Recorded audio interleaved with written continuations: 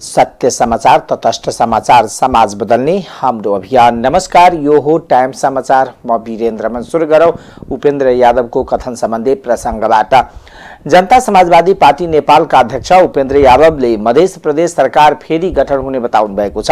शुक्रबार जनकपुर धाममा पत्रकार सम्मेलन गर्दै यादवले संघ सरकारमा भएको गठबन्धनकै आधारमा केही दिनभित्रै मध्य सरकार पुनः गठन हुने बताउनु भयो। उहाँले संघीय सरकारमा भएको गठबन्धन अनुरूप नै मध्य सरकारमा पनि गठबन्धनको सरकार कायम रहने बताउनु भयो। मुख्यमन्त्रीमा आलो पाले हुने भन्दै उहाँले अहिले भने सरकारको नेतृत्व जसपाले नै गर्ने प्रश्न पार्नु भयो। यही सरकारमा मन्त्री परिषद विस्तार हुने र घटक दलका तर्फबाट मन्त्री हुने बताउनु भयो। तर मुख्यमन्त्रीमा आलो पालो हुन्छ उहाँले बताउनु भयो। संघ सरकारमा रहेका 5 दलीय गठबन्धनको संयुक्त सरकारको रूपमा यो अगाडि बढ्छ। मन्त्री परिषद हेरफेर वा पुनर्गठन चाँडै हुन्छ। उहाँले जनमत पार्टी उपनिर्वाचनमा सत्तारूढ गठबन्धनको विरुद्धमा लागेकोले गर्दै जनमतलाई सरकारमा ल्याउन नल्याउने जिम्मेवारी प्रधानमन्त्री पुष्पकमल दाहाल को भएको बताउनु भयो। मध्य सरकारबाट जनमत पार्टीलाई हटाउने नहटाउने विषयमा विचार गर्नुपर्ने बताउनु भयो। जनमत गठबन्धनमा पनि बस्ने र स्वतन्त्र जस्तो हिँड्ने व्यवहार गर्ने भएकोले यस विषयमा विचार गर्नुपर्ने उहाँको भनाइ छ। पार्टीमा छलफल, बाहिर पार्टी छलफल गरेर, तर के छ भन्दाखेरि नीति कार्यक्रम र बजेट सकभर चाँडै मन्त्रीमण्डल विस्तार गर्ने यहाँको प्लानिङ हाम्रो र नीति कार्यक्रम र बजेट निर्माण चाहिँ के हो भने सबै दलको गठबन्धनमा रहेका र गठबन्धनमा नरहेकाहरूको पनि त सरकार हो नि यो देश जनता त। किन बजेट एउटा गठबन्धन एउटा पार्टीको हुँदैन, देशको हुन्छ, प्रदेशको हुन्छ। सबैसँग सहकार्य गरेर सबैलाई सरिक गराएर सबैको सहयोग लिएर बजेट र नीति कार्यक्रम निर्माण गर्नुपर्दछ। अहिले त्यसमा अरू कुनै कुरा भएको छैन कतै।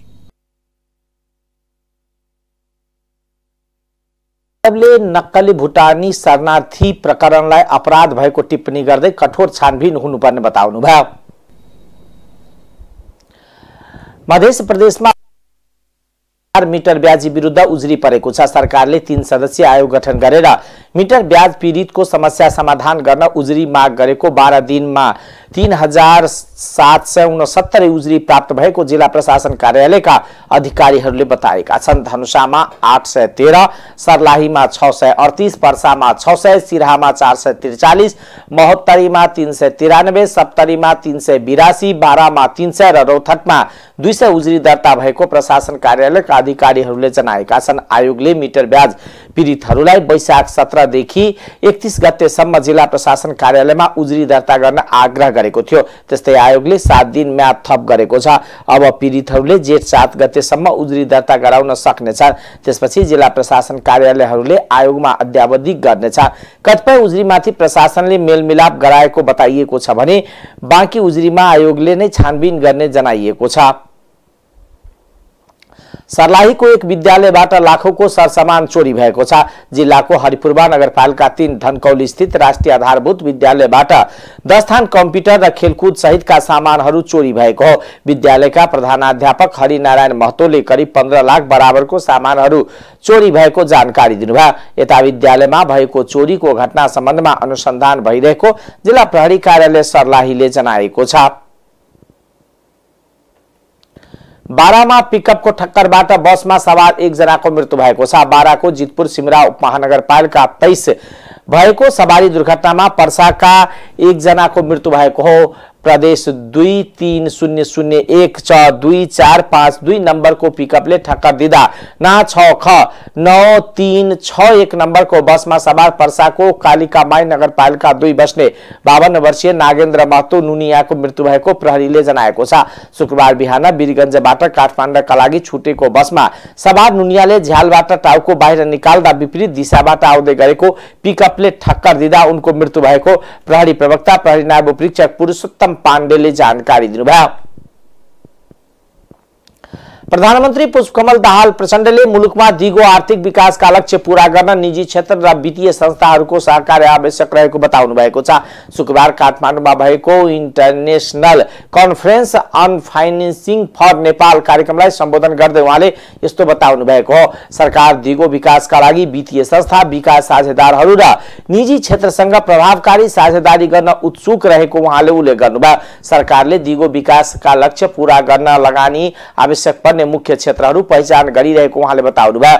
दिगो विकास लक्ष्य पूरा गर्नका लागि भौतिक पूर्वाधार, ऊर्जा, पर्यटन, कृषि र उत्पादन समावेश रहेको उहाँले बताउनुभयो। उहाँले नेपालले दिगो समाधान मार्फत लगानीको खाडल पूरा गर्ने प्रयासमा रहेको बताउनुभयो। सरकार विदेशी लगानी आकर्षित गर्नका लागि अन्तर्राष्ट्रिय साझेदारहरूसँग काम गर्न प्रतिबद्ध रहेको प्रधानमन्त्री दाहालले बताउनुभयो। Sectors that require significant investment. These sectors include physical infrastructure, energy, tourism, agriculture, and manufacturing. We need the support and partnership of the private sector and financial institutions to align with our efforts in achieving nation's sustainable development goals for shared prosperity. As we are looking into bridging Nepal's investment gap through innovative, sustainable solutions, we believe this conference shall be instrumental to unlock the financing approaches towards development of strategic infrastructure projects in the country and create new opportunities for business along with the decent job creation for our people. Government is committed to work with other international partners to attract foreign investment and create new opportunities. We are eager to have an effective partnership with the private sector along with financing institutions and development partners in our development efforts. Right from the very beginning of my tenure, I am trying my best to create the conducive atmosphere for the effective partnership with the private sector. I acknowledge this initiative of the Office of the Investment Board, Standard Chartered Bank and Season in organizing this event by bringing all the relevant actors of government and private sector ecosystem together. I urge all the delegates present here to brainstorm on appropriate financing instrument and approaches for Nepal, which will be instrumental in meeting the financial gap. I think that this conference is very timely because we are in the last phase, final phase of preparing the policy document and budget for the next year. No stress due to external debt obligation at comfortable level. Another extremely positive aspect of Nepal is a young population with a high potential demographic dividend and the digital shift we have seen post-COVID. The median age of Nepal is under 26 years of age, and the National Planning Commission forecast is that the demographic dividend would remain in the country until 2050. We still will be having a young population that would be supporting economic activities of the country for the next 25 years. It also has not been adequately channelized into productive sector investments.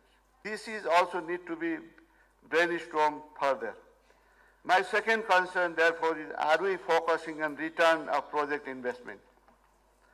Nepal is in a process of sovereign credit rating which has been delayed due to COVID. We are considering to resume the process so that investors would have much confidence to make investment decisions. It has been well established that when talking to foreign investors, the major point of focus would be around the return on investment. अर्थमन्त्री doctor प्रकाश शरण महतले परियोजनाहरूलाई नाफामुखी बनाउनतर्फ सरकारको ध्यान केन्द्रित रहेको बताउनुभयो। परियोजनाहरूलाई नाफामुखी बनाउनेतर्फ केन्द्रित गर्दा निजी र विकास क्षेत्रलाई सामेल गर्न अवसर मिल्ने उहाँले बताउनुभयो। प्रतिफलको आन्तरिक दर र परियोजनामा लगानी गरिएको जोखिम, सम्पत्तिको प्रतिफल लगायतमा छलफल चलाउन जरुरी रहेको उहाँले बताउनुभयो। देशलाई राष्ट्रिय गौरव र रणनीतिक परियोजनाहरू सञ्चालन गर्न सक्षम बनाउने अवसरहरू सिर्जना गर्न आवश्यक रहेको उहाँले बताउनुभयो। सोच बाँडफाँडको प्रक्रिया राष्ट्रिय स्वामित्वको हुनुपर्ने र राष्ट्रिय संस्थाहरूलाई कमजोर पार्न नहुने उहाँले उल्लेख गर्नुभयो। पर्यटन, जलविद्युत, कृषि, व्यवसाय र आईटी लगायतका क्षेत्रबाट नेपालले तुलनात्मक रूपमा लाभ लिन सकिने उहाँले बताउनुभयो।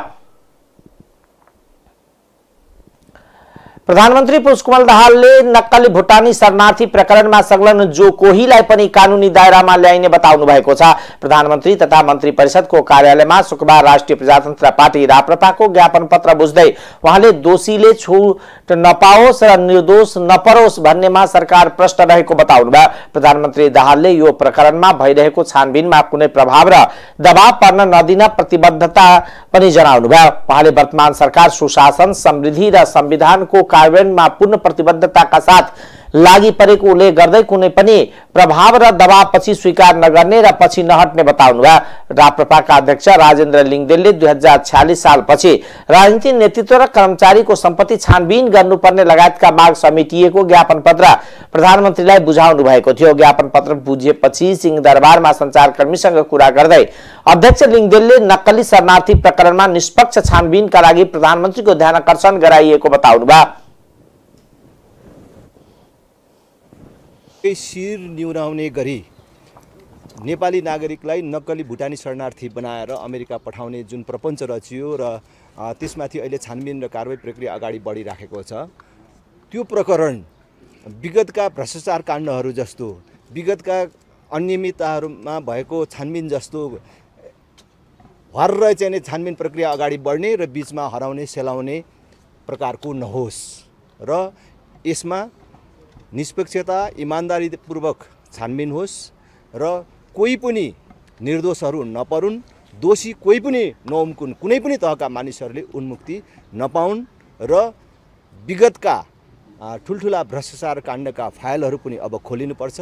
2046 साल पछिका उच्च पदस्थ नेता कर्मचारीहरूको सम्पत्ति छानबिन गर्नुपर्छ र अवैध सम्पत्तिहरू जफत गरिनुपर्दछ भनेर हामीले ज्ञापन पत्र मार्फत सरकारलाई सचेत गरायौँ र यसका लागि राष्ट्रिय प्रजातन्त्र पार्टी सडक र सदन दुवैतर्फ उभिन्छ भनेर हामीले भनेका छौँ। अब यसबाट उन्मुक्ति पाउने अवस्था सिर्जना हुनु हुँदैन, सबैलाई छानबिनको दायराभित्र ल्याउनु पर्दछ। जसको नामहरू अहिले देखिएको छ, जोडिएको छ, उनीहरू सबैलाई कारबाहीको दायरामा ल्याएर यस्ता कैयौँ काण्डहरू छन् जो सबै पुराना फाइलहरू समेत खोलिनु पर्दछ र मैले त भने नि 46 साल पछिका सबै उच्च पदस्थ नेता कर्मचारीहरूको सम्पत्ति छानबिन गरिनुपर्दछ। अब यसो भन्दाखेरि कति मानिसहरूले त्योभन्दा अगाडि चाहिँ भ्रष्टाचार थिएन भनेर पनि भन्ने गरेछ। मैले चाहिँ सामाजिक सञ्जालहरूमा कहीँ अभिव्यक्ति गर्दाखेरि जहिलेसम्मका हुन् भ्रष्टाचारी भ्रष्टाचारी हुन्, भ्रष्टाचारीको कुनै जात, धर्म र पार्टी हुँदैन। प्रधानमन्त्रीले भ्रष्टाचारको अन्त्य र सुशासनका लागि यो महत्त्वपूर्ण अवसर रहेको भन्दै कुनै पनि कमजोरी हुन नदिने बताउनु भएको उहाँले जानकारी दिनुभयो। नेकपा एमालेको केन्द्रीय कमिटीको दोस्रो दिन सबै प्रदेशले मिशन ग्रासरुट अभियानको समीक्षा प्रतिवेदन पेश गरेका छन्। शुक्रबार पार्टी कार्यालय च्यासलमा बसेको बैठकमा बागमती, पेशागत, सम्पर्क समन्वय, गण्डकी प्रदेशका तर्फबाट मिशन ग्रासरुट अभियानको समीक्षा प्रतिवेदन पेश गरिएको हो। यसअघि बिहिबार सुदूरपश्चिम कर्णाली, कोशी प्रदेशको रिपोर्ट पेश गरिएको थियो। बैठकमा पेश भएको विभिन्न प्रतिवेदनमाथि 8 वटा समूह बनाएर छलफल भएको प्रचार विभाग उपप्रमुख विष्णु रिजालले जानकारी दिनुभयो। बैठकको तेस्रो दिन शनिबार पार्टीको थाई कमिटी बैठक बसेर पार्टीको वार्षिक कार्ययोजनाको प्रस्ताव तयार गर्ने र त्यसपछि बस्ने केन्द्रीय कमिटीको बैठकमा पेश हुने रिजालले बताउनुभयो। एमालेलाई पहिलो शक्तिको रूपमा रूपान्तरित गर्ने गरी पार्टीलाई वार्षिक कार्यक्रम बनाएर अघि बढ्ने उहाँले बताउनुभयो। आज बागमती प्रदेशको तर्फबाट पार्टीका सचिव गोकर्ण राज विष्ट, त्यसैगरी पेशागतको तर्फबाट कमरेड सुजिता साक्य, सम्पर्क समन्वयको तर्फबाट कमरेड लालबाबु पण्डित गण्डकीको तर्फबाट कमरेड पद्मा अर्यालले आजको बैठकमा आफ्ना प्रदेशका रिपोर्टहरू प्रस्तुत गर्नुभयो।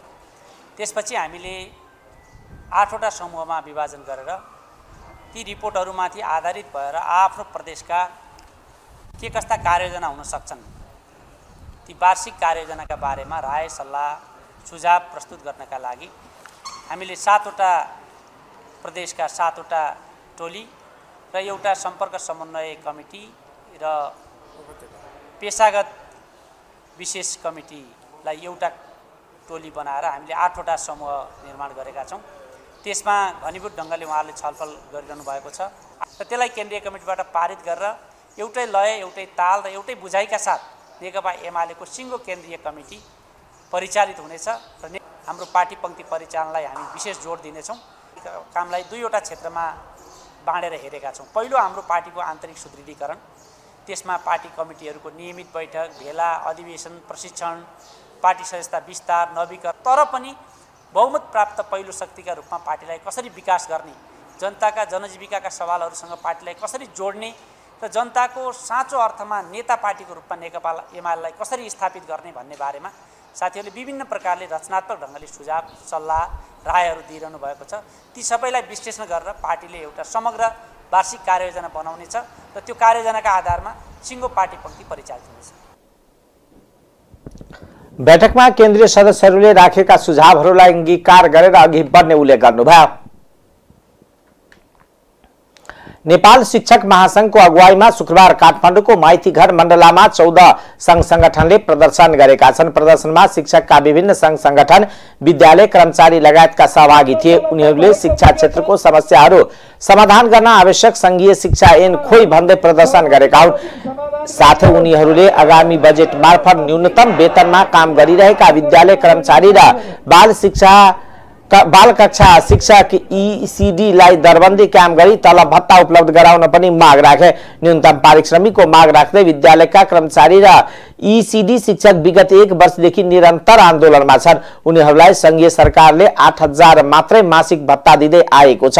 केही स्थानीय तहले विद्यालय कर्मचारी र बाल विकास शिक्षकलाई थप रकम दिएर 15000 सम्म मासिक पारिश्रमिक दिने गरेका छन्। शिक्षक महासंघले 2075 र 2078 सालमा शिक्षा मन्त्रालयसँग भएको 51 बुन्दे सम्झौता कार्यान्वयन गर्न समेत स्मरण गराएको छ। उक्त सम्झौता अनुसार शिक्षा ऐन जारी हुनुपर्ने प्रदर्शनकारीहरूको धारणा थियो। विगतका सम्झौता कार्यान्वयनका लागि दबाब दिन प्रदर्शन गरिएको महासंघले जनाएको छ। शिक्षक सिकाइ अनुदान का शिक्षकलाई दरबन्दीका शिक्षक सर तलब भत्ता दिनुपर्ने, सबै तह र श्रेणीका थाई शिक्षकको ग्रेड र तलब समान तहका निजामती कर्मचारी सर राख्नुपर्ने माग राखिएको छ। मागहरू सम्झौता गरेका छौँ। सम्झौतालाई चाहिँ अक्षरशः कार्यान्वयन गर्ने कुरामा नेपाल सरकार चाहिँ सधैँ पछाडि हटेको हुनाले र अब बजेट भाषणमा शिक्षामा लगानी वृद्धि गर्नुपर्ने र सँगै शिक्षा जारी गर्नुपर्ने र उत्पीडित वर्गका शिक्षकहरूको मागलाई समाधान गर्नुपर्नका निमित्त आज देशैभरिबाट भन्दा नै प्रतिनिधिमूलक साथीहरू सङ्घ सङ्गठनका आबद्ध महासंघद्वारा चाहिँ एउटा विरोधको कार्यक्रम छ। यो कार्यक्रमबाट कमसेकम सरकारले आँखा दियोस् र सरकारले कान पनि सुनोस् भन्नका निमित्त एउटा चाहिँ चेतावनी चाहिँ हाम्रो कार्यक्रम हो। अब सरकारसँग तपाईँहरूको मागको विषयमा नि कुरा त भइरहेको होला, के सरकार के छ?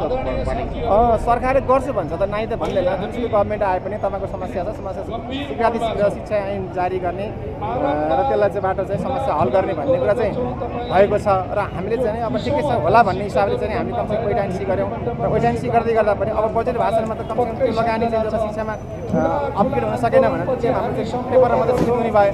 त्यसको लागि एउटा चाहिँ एक प्रकारको चेतावनीको रूपमा आज शिक्षक चाहिँ आफ्नो तलब भत्ता सशर्त अनुदान शीर्षक अन्तर्गत पठाउने र निकासा गर्न पालिकाका परिषदको निर्णय नचाहिने व्यवस्था गर्नुपर्ने माग अघि सारिएको छ। संविधानले माध्यमिक शिक्षा सम्मको अधिकार स्थानीय तहमा रहने व्यवस्था गरे पनि शिक्षकहरू पालिकाका मातहतमा रहँदा बेखुसी हुँदै आएका छन्। अब आर्थिक समाचार।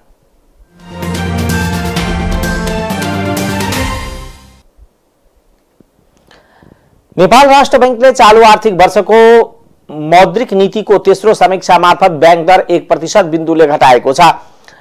यसअघि 8.5% रहेको बैंक दर अब 7.5% कायम गरिएको छ। सरकारी धितो पत्रहरूको सुरक्षणका केन्द्रीय बैंकले बैंक तथा वित्तीय संस्थाहरूलाई प्रदान गर्ने ऋणमा लिने ब्याज दरलाई नै बैंक दर भनिन्छ। हालको नीतिगत दर 7% लाई यथावत राखिएको छ। राष्ट्र बैंकले 8.5% को बैंक दरमा उपलब्ध गराउँदै आएको दैनिक तरलता सुविधालाई अर्धवार्षिक समीक्षा मार्फत नीतिगत दर 7% मा उपलब्ध गराउने व्यवस्था गरेको छ। यो सुविधालाई राष्ट्र बैंकले तेस्रो समीक्षा मार्फत पनि निरन्तरता दिएको छ। फलस्वरूप निरन्तर बैंक ब्याज दरमा 1.5% बिन्दुले कमी आएको राष्ट्र बैंकले जनाएको छ। नजाला तर अर्को वर्षसम्म युटिलाइज हुन्छ र हामीले क्राइटेरिया बनाएका छौँ। सडन एक्सेप्सन कार्यविधिले गभर्न गर्छ कि यो अर्थतन्त्रमा जुन सेक्टरमा चाहिँ नेगेटिभ ग्रोथ रहन्छ त्यो सेक्टरभित्रको चाहिँ ऋणले मात्रै यो सुविधाहरू बैंक मार्फत पाउनुहुनेछ। अर्को चाहिँ इन्डिकेटर सुधार भएर पनि सर्वसाधारणलाई अप्ठ्यारो छ भन्ने यो देखिएको छ अवस्थाहरू हैन। यो एक खालको अर्थतन्त्रमा शिथिलता आउँदा यी स्थितिहरू हुन्छन् तर ग्रेजुअली यो सुधार हुन्छ भन्ने एक्सपेक्टेसनमा हामी बस्नुपर्छ। अब सबै कुराको सोल्युसन त्यो कुनै साइन्स छैन कि यो मोनेटरी पोलिसीले नै उपचार दियोस् हैन। त्यो त हुँदैन नि कहीँ कतै पनि। हामीले एटेम्प्ट गर्ने हो हाम्रो सीमाभित्र हाम्रो पोलिसीभित्र बसेर। त्यसकारण हाम्रा प्रयास छन्। यहाँले देख्नु भएको छ अघिल्लो साल एक्सटर्नल सेक्टरमा कस्तो दबाब थियो त्यसलाई यहाँहरू सबैको सहयोगबाट हामीले कुन ठाउँमा ल्यायौँ। अब त्यो एउटा सेक्टर पनि ठाउँमा नआएको भए यहाँ आज यो 1% को बैंक दर हामी घटाउन सक्दैन थियो नि त। त्यसकारण हामीले क्रेडिट डिमान्ड त्यो लेभलमा बढिरहेको छैन र बैंकहरूले त्यो खालको चाहिँ हामीसँग राष्ट्र बैंकसँग फेरि अनावश्यक रेटलाई फरक पार्छ। है म एकदमै सबैजनालाई अनुरोध गर्छु जुन नीति हामीले साउन 6 गते ल्याएको प्यारा 70 हैन प्रकाशजी बुदा नम्बर 70 मा उल्लेख छ।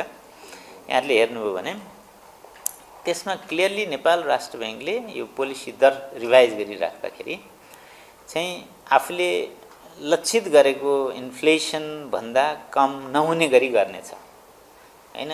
यहाँले देख्नुहुन्छ नि बजारमा विभिन्न किसिमका आफ्नै किसिमका चाहिँ राय सुझावहरू आउने गर्छन् हैन।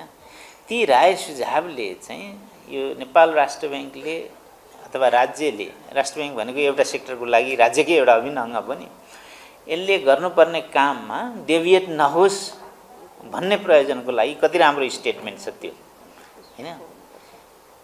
त्यो स्टेटमेन्टलाई हामी सबैले रेस्पेक्ट गर्नुपर्छ। त्यही अर्थमा हामी यो वर्षभरिको लागि हामीले पोलिसी रेट जबसम्म 7 भन्दा तल चाहिँ इन्फ्लेसन झर्दैन त्यति बेलासम्म हामीले चलाउन सक्ने ठाउँ नभएर हामीले त्यसलाई नछोकाउँ। बैंक तथा वित्तीय संस्थाबाट प्रवाह भएको कर्जाको विद्यमान आकार पुँजी पर्याप्तताको अवस्था बाह्य क्षेत्र सुधार र वित्तीय स्रोत परिचालनको परिदृश्यलाई दृष्टिगत गर्दा राष्ट्र बैंकले आगामी दिनहरूमा तरलता र ब्याज दरमा सुधार आउने गई आर्थिक गतिविधि चलमान हुने थप सहयोग पुग्ने दावी पनि गरेको छ। अब अन्तर्राष्ट्रिय समाचार।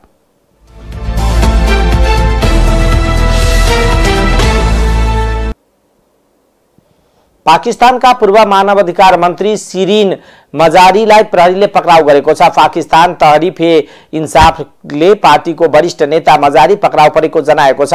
उहाँलाई बिहान इस्लामाबाद पुलिसले घरबाटै पक्राउ गरेको अन्तर्राष्ट्रिय सञ्चार माध्यमले जनाएका छन्। सुरक्षा निकायले मजारी पक्राउ पर्नुका कारण खुलाएको छैन। यसअघि बुधबार बेलुका पूर्व विदेश मन्त्री एवं पाकिस्तानी तहरिक-ए-इन्साफका नेता शाह महमूद कुरैशी पक्राउ पर्नु भएको थियो। गएको मंगलबार पूर्व प्रधानमन्त्री इमरान खान पक्राउ परेपछि पाकिस्तानमा प्रदर्शन भइरहेको छ। पाकिस्तानको सर्वोच्च अदालतले हिजो खानको गिरफ्तारीलाई अवैध बताउँदै इस्लामाबाद उच्च अदालतमा पेश हुन भनेको थियो। उहाँ आज उच्च अदालतमा हाजिर भएका छन्। अब खेलकुद समाचार।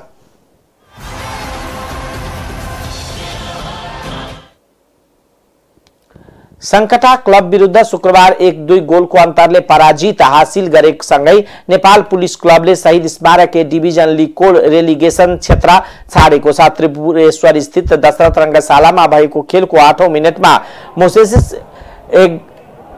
ग्यावहले गोल गर्दै विभागीय टिमलाई अग्रता दिलाएका थिए। जारी सिजन खराब लयबाट गुज्रिरहेको पुलिसले धेरै समय अग्रता जोगाउन सकेन। निशान खड्काले फ्री किक मार्फत 23औं मिनेटमा उत्कृष्ट गोल गर्दै संकटालाई बराबरीमा फर्काएका थिए, तर निर्धारित 9औं मिनेटको खेल सकिन 12 मिनेट बाँकी रहँदा मोहम्मद आशिकले गोल गर्दै पुलिस को पक्षमा 1-2 ले जीत सुनिश्चित गरे। जीतसँगै 17 खेलबाट 19 अंक जोडेको पुलिस लिग तालिकाको 11औं स्थानमा उक्लिएको छ। समान खेलबाट 20 अंक जोडेको संकटा 10औं स्थानमा छ। टाइम समाचार अहिलेको लागि यति नै। हेर्दै गर्नुहोला टाइम्स टेलिभिजन। नमस्कार।